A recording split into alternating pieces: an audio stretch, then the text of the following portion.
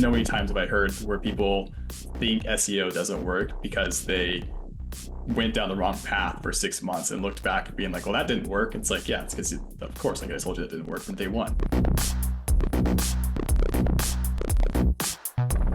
Hello, everyone. Welcome back to another episode of Test, Optimize, and Scale. I've been looking forward to today's marketing conversation with Steven Schneider, co-founder, CEO of Trio SEO out of Seattle. Going to be going deep into the world of authoritative content, touching on what it takes to rank on AI platforms today, but more importantly, how you create good engaging content that's designed for social shares and high authority links, how brands are positioning themselves accordingly. Steven, thanks for taking the time to hop on the podcast today. Absolutely. Thanks, Jason. I'm excited. We feel like we have a bunch to cover. That's a fact, especially the way things are moving here in 2025. But wanted to start things off with your background. Where did your career begin and how did you get involved in the world of SEO? Yeah, it was a little bit of dumb luck, as most people would have it. But yeah, I was in college and didn't really know what I was doing. I think the majority of people who went to school can probably relate to that. And just was kind of checking the boxes of life. It was, go to college, get a good degree, studying finance. Probably was going to get my MBA after that, and just kind of figure out something that would fall into. And I had a friend in college that we were in a class project together, and one of the slides, it's like share a fun fact about yourself or something like that. And he said that he was a business owner, and I was like, yeah, right. Like, what business do you have on the side right now? And he's like, oh no, I make these websites. I use SEO to drive traffic to my site, and then I redirect the traffic to Amazon. And this is what I do on the side. And I just was blown away. I was like, okay, what is SEO? You're building websites? Like, I thought that was only for developers. Like, how are you doing this? Good friend of mine. So I just kind of was like blown away by the fact that he could even have the skill set. And then I learned how much he was making. And in college, he was already making like 10, 15 grand a month doing this sort of stuff. And I was like, okay, screw everything I know about going and getting my MBA and doing this path that I had thought was going to be my trajectory. And I just became an SEO nerd. I was like, okay, if you're doing this, I can do this. Teach me everything you know. And one thing led to another. Started building websites in college, had a small portfolio, and immediately after graduation, kind of went into business together, scaled that up, joined forces with his other business partner. And long story short, we grew that to about 40 sites. We had a portfolio doing about 300 to 400 articles per month on a monthly basis, pushing Amazon affiliate revenue and commissions, and scaled that up to 7 figures. So it was a pretty crazy ride straight out the gate from college. And that was kind of how I, did my jump first, ask questions later adventure into SEO. And here I am now.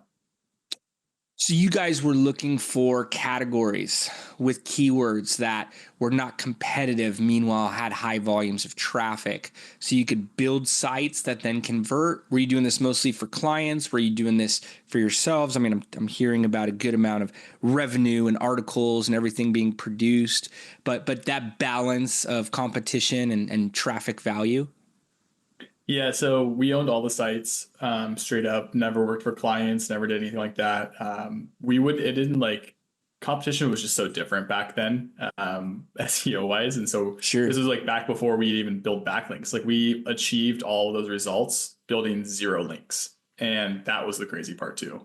Um, but yeah, it was more about finding these really obscure industries and niches and just blasting content on a micro niche site. So I always like to joke, I'm a jack of all trades, master of none. If I went to a party, I could figure out what hobbies someone was interested in and then just like cue into the keyword research and be able to find topics to talk about. So fishing, hunting, diesel trucks, barbecues, sewing, like anything under the sun that has a community or a big following around it likely had potential. And then we would just figure out like what are the best XYZ product review roundups and then just pump out, 200 articles on a site, let it sit, direct all that commission to, or the traffic to Amazon, collect commission. And for people who are not familiar with this, you're building the site. You're doing all of the right things in terms of on-site. So you're telling the search engines how to rank you. And then the more content you're putting out, the more content that is being covered, repurposed, and by more authoritative sites with higher domain authority value, you are then seeing the relevancy improve in the eyes of the search engine, and you're positioned on these searches, so you're getting that organic traffic through your site. Yeah, absolutely. Kind of imagine it like an iceberg. So, you kind of see this like little bit of ice and snow above the water, but you get the real depth and size of the iceberg that's kind of hidden below the water. And so if you were to picture that from a site perspective, if you have a micro niche blog or website that's all about barbecues and you have 250 articles on this site, all speaking about barbecues, and they're all connected and interwoven, interlinking wise, and the site architecture is really strong. Google will then deem you as some sort of expert in that space because you just have so much content around it and traffic around it. And it's like, oh, these guys must know what they're talking about. So that was pretty much the model that we just figured out the blueprint to and copy and pasted that across all these different niches. Love it. Now, how did that evolve over the years? Google has put different updates into place, limited what you could do, what you can't, what they're valuing, what they're blacklisting. How did that change over time? Yeah, so that's eventually what led to the demise of that company. We knew it wasn't going to be a forever game. We thought we had maybe 5, 10 years to run its course, and we'd already started experimenting with e-commerce and trying to figure out our next steps. But we had three Black Swan events that actually hit us in a 30-day span, and one of them was the Google algorithm update in 2021 that specifically targeted product review sites, trying to reduce the spam. Thankfully, that wasn't a huge hit to us just because we were so diversified at that time. The next one was that Amazon actually cut their commission tiers in half. So, like a higher commission rate, we were getting like anywhere from like 8 to 10% based on the category of product. Those just immediately 50% overnight. Nothing we could do about it. And then the last thing was this little thing called COVID, which obviously shook the industry and the world. So all of that happened in like 30 days. And we were just like, oh, damn. Okay. Time to rethink things and figure out what's next. Sure, sure. I was first introduced to SEO 2009, 2010. Saw, Panda update, Penguin update, saw Blasted. SEO experts. Yeah, just have to change up the way they do things. If not, create new entities overnight. I saw brands, robbed of, SEO equity and value and everything taken out. Crazy to hear about the Amazon commission tiers and how that affected you. What was it? What did you focus on next from there? You had all this success building your own sites, generating organic traffic, seeing sales, seeing commissions, affiliate payouts from it. Where did you take that expertise? Where did you take that energy? Where did you channel it next? Yeah, I my old partners that I used to work with in that business, still great friends to this day. I had dinner with them last week, and they still do their thing. And I kind of just realized it was like time for me to break away. So I stepped away and kind of like tried to de-risk a little bit, and just took a full year off to kind of like think through things, dabbled with a little bit of this, a little bit of that, and I just kind of like tried to develop something that was a little bit less risky than at least the Amazon commission cuts and all that sort of stuff. And I didn't really know what to do. And so I eventually found myself applying to a real job, quote unquote. And I ended up working at a startup and absolutely hated it. I dreaded every second of it. It was my like identity crisis. I had to commute to work. I was working for someone else, building their vision, their dream, and I just like couldn't couldn't live. And I told my wife that I would rather die than do this. I will figure out anything to make money as an entrepreneur before I do the other day. And so I quit on the spot, no backup plan. was kind of waiting for something to tip me off, and it happened. So I was like, okay, I'm out. This is what's that. And started consulting on LinkedIn, and I was already kind of building my personal brand around that time. And I serendipitously met Connor Gillivan, one of my partners at Trio, Mm-hmm. and we just started chatting over like a 6 month course, small talk, texting. Nothing really happened, and didn't really expect anything out of that. And then one day I was like, why don't you have an agency? You and Nate, his other partner, our other partner. I was like, it's a perfect fit within your guys' brand. What's up? And he's just like, oh no, we have it all mapped out. We have the playbook for what we would do. We just don't have an operator. And so once I heard that, I knew that I could immediately come in there, recreate the business that I had already built with my other partners, Yeah. and help implement the same systems and processes, and then just figure out the client side of things. And that's where Trio launched. So why was it a perfect fit? Partnering with Connor, partnering and being the operator with the trio. Why was it the right dynamic? Well, funny enough, it was the exact same situation as the first company. So with the first company, just for context, there was two guys.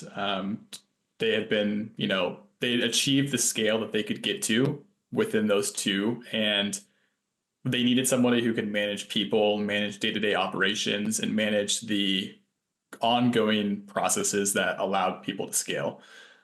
Same thing with Connor and Nate. Like they have multiple other successful businesses. They don't have time to be in the day to day nitty gritty part of Trio.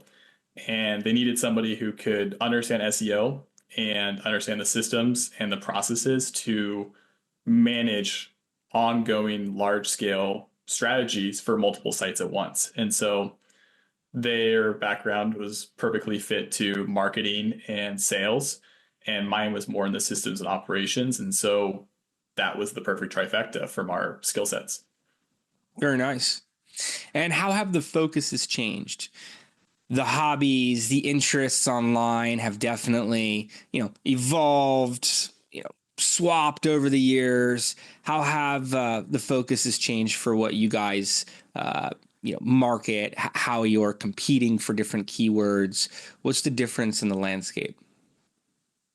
The biggest thing is definitely the authority aspect. I think that anybody who's an SEO knows that authority is going to continue being the one of the core pillars of success. And that's how it that's where it really differentiated from when I first entered SEO, is that you could build these sites and get, 5, 10K per month sites with no backlinks. And nowadays it's like you have to have authority to succeed, because that's where the trust comes from, and all of the eat metrics that we kind of eat, leave, and slip by. And it's like you have to have these core fundamentals of building a brand versus just trying to cheat the system and make money online. It's a whole different ballgame.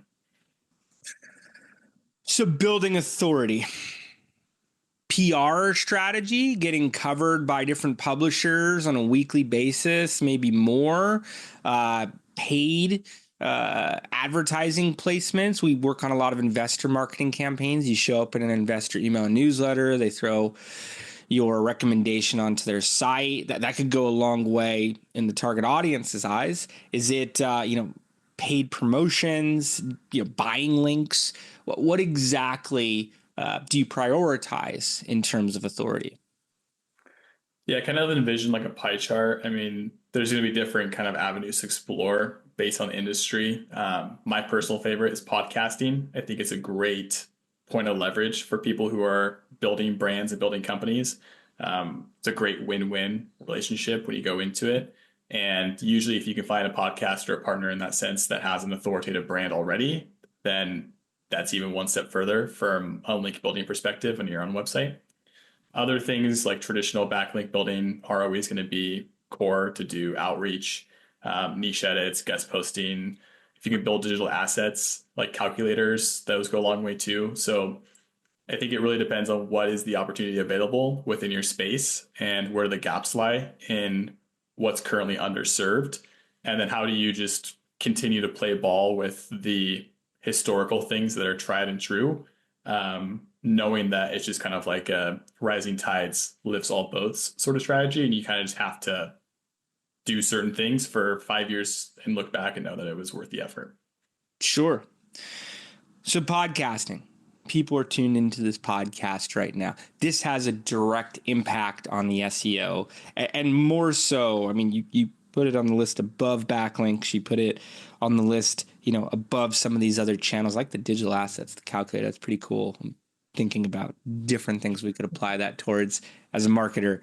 But just to paint a picture for anyone who is trying to grasp what that means, how does a podcast impact the SEO? I mean, obviously, if it's an authoritative host, they have a large audience, a lot of traffic around it. But why is podcasting a premium activation for SEO? Yeah, so a few different things. The main one that I like to say is that you can always usually get a free backlink out of it. That's it, as long as you're smart about the show notes and all sort of stuff.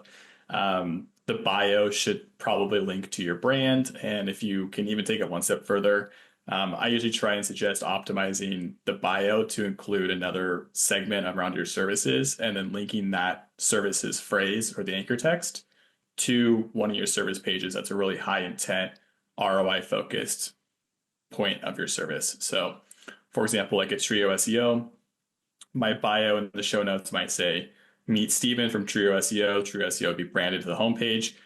Trio SEO focuses in B2B SEO services. B2B SEO services, then links to that service page. So you kind of get that like a 2-for-1 output in terms of your authority and how you're building authority to your homepage and a specific service page. The other thing I would say is that the traditional form of link building with outreach or paying for links or whatever you're doing, if anybody can do it, it's probably devalued to some degree. And so with podcasts, it's not as easy to get. You have to have expertise, you have to bring a specific opinion to the table, some conversational dialect. Like it's a very pick and choose relationship. Like if I came on this podcast, you could have said no to me, same thing. So it's not like anybody can get that link. So there is a little bit of reservation around the scarcity of that relationship.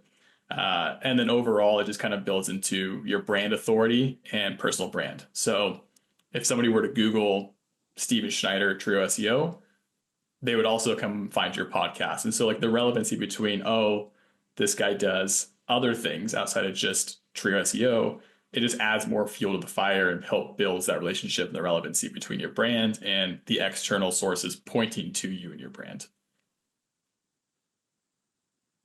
I'm on both the host and guest side of that conversation on a Yeah. daily basis. So that really resonates with me and makes me think about all the people that reach out to us that, it's kind of spammy, Yeah. to get on. And I know there's podcast booking services. I've worked with some in the past where they recommend guests and you get a nice one sheet and you can pick some great speakers from it, but you have to pick. Like you said, it's pick and choose. And what's relevant, what's authoritative, what's going to lead to a good conversation. I'm fascinated by how you guys are producing results today. I mean, I've been looking forward to this, as I mentioned, but you could guess it's the whole gamut of different speakers that reach out. But to hear about the direct impact on the SEO, and then what verticals is this working on? B2B, somewhat broad. Are there specific industries that you see this really resonate? Is it more niche, more mainstream? What type of industries should the audience be connecting this to? I think it's actually more than you'd be surprised you can find this little like nook in, because it really depends on who are you serving as a customer and a client, and how are you building a kind of reverse engineering that approach to connect with that audience, and that when that connection is what drives the relevancy between the brand and the backlink and the authority. So, like for example, we have a team member within our team that's only job is to focus on podcasting for me. So they do research, outreach, scheduling, management, content, all that sort of stuff. They're looking for podcasts in B2B segments, SaaS segments, SEO segments, marketing, entrepreneurship, and kind of casting a wide net amongst 5 different categories, because I can enter those conversations and have a fluid conversation like this. I wouldn't go on a podcast around hunting. Doesn't make sense for my brand or who I am. So you have to really drive it into who is the brand personally that I'm trying to create, and who is the company, and who is the other guest, and like just kind of make sure. But there's podcasts around everything. There's links around everything. There's brands. There's always going to be little communities out there. It's just how hard are they to find?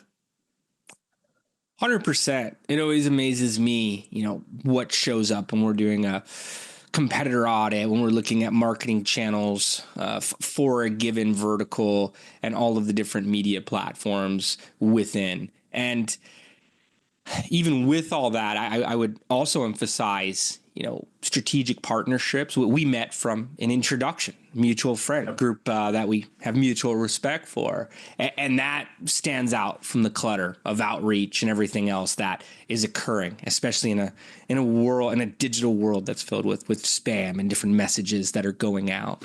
And like you said, our digital brand is almost our business card today, where someone can look you up, they could look me up, they could see, Google News, videos, all different types of lists of videos you've been in, conferences you've spoken at, conferences I've spoken at, podcasts I've been a guest on, so on and so forth. Like you said, you're ranking for these other content pieces that you've been a part of and other channels they've been a part of.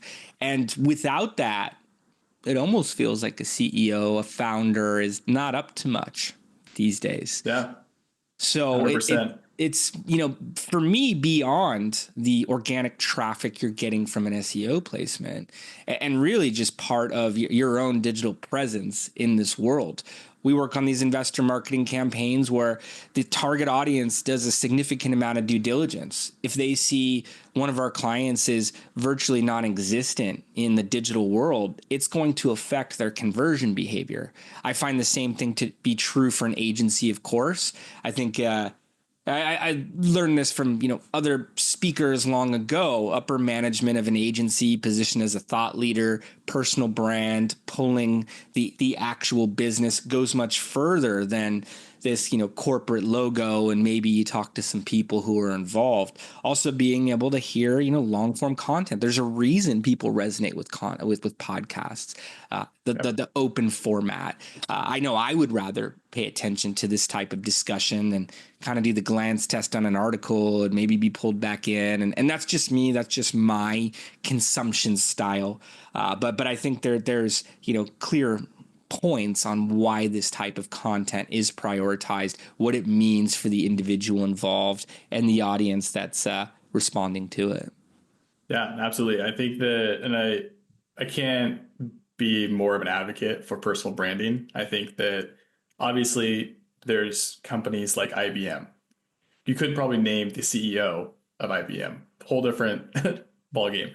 But for companies that are up and coming or thrive in social media or LinkedIn or in that 0 to $5-10 million ARR range, like it's a little more intimate in terms of the customer relationship, the branding, the messaging, all that sort of stuff. And so I think you should absolutely have a face to the company, somebody that's able to do that. And I kind of always refer back to the LinkedIn personal branding era. Like people are exploding on LinkedIn and driving massive growth and business through their personal brands, but company pages suck. Like nobody's going to engage with your company page, but you can also have 3 people who are representing the company drive substantial results in revenue. So take that, for example, and realize that, yeah, this actually is important. Trust is built when they can look at your face and interact with you and see an actual human, especially when you consider AI and how it can just be cheated nowadays. It's like we're always going to connect with that human element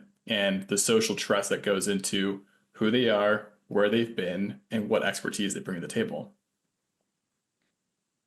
Let's talk about that for a second. I was told we rank high for a keyword on ChatGPT. How is AI affecting your world? I know you get asked about AI search results all the time and how that's being compiled. Many SEO experts have told me how much simpler content creation is these days with AI, whether they're using it to write, whether they're using it for inspiration, whether they're using it for research, even distribution and where to navigate that outreach to an extent. What would you say towards AI search results today and how to apply AI to a stronger SEO campaign? I mean, they're definitely changing the game. I'll just start by saying that it's way more difficult nowadays. There's way more variables at play. I think it's also industry dependent because I think that sites like recipe sites, for example, Mm-hmm. they should feel the burn. They should get demolished. I think there's no reason I should have to read a 5,000 word article littered with ads to get 6 steps on how to bake a cake. The user experience is completely skewed. Give me the recipe, let me move on with my day. If you have other things in industries around like how to do M&A due diligence for your biotech company, that's probably not a chat GPT answer. It's probably a little more in depth. You can probably want to learn more about different metrics, all that sort of stuff. So I think that how we engage with AI and how it's going to be intertwined into search results will be a experimental process. Like we've already seen how it's already changed a couple different times up to this date. And I think the second thing to keep in mind is that part of good SEO is learning to adapt with the landscape. And so just like we saw with the .com boom, people realized, oh, my company can be found through this thing called Google. What's that? How do we start ranking? And we're going to start seeing the same thing with AI where people are like, oh, my competitors are showing up in ChatGPT. How do I get shown in ChatGPT? And so like we're going to start seeing this evolution once again. And SEOs are going to be positioned to sell pickaxes during a gold rush because people are going to come to us and say, hey, how do I get shown in ChatGPT? And so anybody who says AI is killing SEO, SEO's died like 10 times over the last 25 years. So we'll see if it happens again. I like the charts. Yeah. Web3 guy where it shows, hey, how many times Bitcoin died, and then it shows it grows and becomes more valuable, more important each time. Picturing it's a similar graph for SEO. Yep. The same exact thing. Yeah. Well, I have a lot of founders that tune in, as well as marketers, VC industry professionals. What would you recommend for them here, this year to test out towards their own strategies? Look at marketing as a series of tests. SEO, I understand you need a much longer, well thought out strategy, but what are some tactics that you would encourage them to implement into their models? I think the biggest thing is to focus on your brand authority long term, and especially like your domain rating and your actual website ranking from an SEO perspective. It's really easy, low hanging fruit strategy is to just Google yourself or your company and see how many times you're mentioned online in publications or articles that are not linked to your website, and just shoot that message over and be like, hey, I noticed you're mentioning us here. Would you mind just linking back to our homepage where you mentioned our name? Very easy effort, makes sense for them, makes sense for you. So things like that, where you can kind of just continue to slowly chip away at that growth. The other thing too is that if you are thinking about SEO, to just be realistic with the expectations. Like we don't want somebody to come to us and be like, hey, I want to use SEO and drive 100 leads a month within 90 days. It's like, that's not how it works. So be realistic with yourself, be realistic with the results.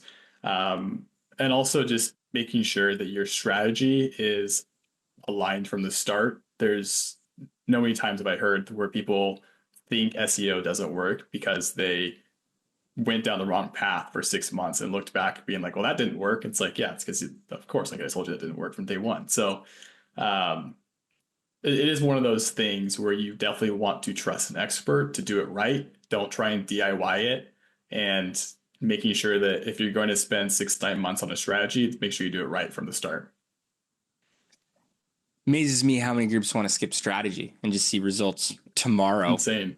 And then write off channels. Oh, SEO didn't work. These tools will work. It's a matter of how to manage them to a point of effectiveness. Right. And that's how your competitors take on digital market share if you're not taking these approaches, if you're not looking at your domain authority, if you're not getting enough links. The links, by the way, is there a time limit for that? I know there's nothing official, but if you are reaching out to people who had you on their podcast, conference 5 years ago, 8 years ago, is there a point in time where you say, you don't, probably not productive to reach out to them? No, always reach out. That's kind of one of our first points of our onboarding process is we will see if we can find any free links that way. It's so easy to hit someone up and get it back, or update it, see if they've already linked to you. Like, hey, I launched this new service page. I was curious if you would help, point customers here. Like, people are pretty easy to go with the flow. Don't be afraid to ask. Worst what they can say is no. What about if they spoke at a school or a local event? Are there any types of domains that are going to be more attractive for them to do this, even if they thought it wasn't a high profile speaking event at the time? If you can get a .edu link or a .government link and know how to do that over and over again, by all means, package that up and sell it. Those are some of the hardest links to get, and they just have so much trust built into them from Google's point of view. Like having a college.edu link or a government website, government you probably will never get. But yeah, if you can get those like really high source websites, local is a whole different game. If you do local business with like a local brick and mortar or something like that, the more local links you can get, Chamber of Commerce, networking events, anything like that, pointing to your site will definitely help you drive local organic SEO. Other part of local is just making sure that your Google business profile is optimized. But yes, any links that you can drive relative to where you do business and the kind of industry itself will definitely help. What about if it's not working? Optimization, Yeah. a crucial part of marketing, let alone, campaign management. What are the best approaches to be able to make the tweaks, conversion rate optimization, whatever is required to be able to get this as a driver for your business? Yeah, more often than not, people think that SEO is like this magic 8 ball solution that once you get traffic, it's like, oh, I have it all figured out now. Now that I have traffic, it's like all our problems are solved. When really it's not. We are an SEO agency. We can bring you really high quality traffic and high intent traffic. But if your website looks like it's stuck in 2002 and you don't have any lead magnets on the site, you don't have any case studies, testimonials, you don't even have a funnel set up to direct that traffic elsewhere, of course it's not going to work. So being realistic with, okay, now that we have traffic on the site, what levers can you start to pull in order to utilize that traffic efficiently and put those people into a nurture sequence that builds them into the ecosystem of your brand so that you and your team can nurture them long term and convert them into actual paying customers. It's not a quick fix by any means.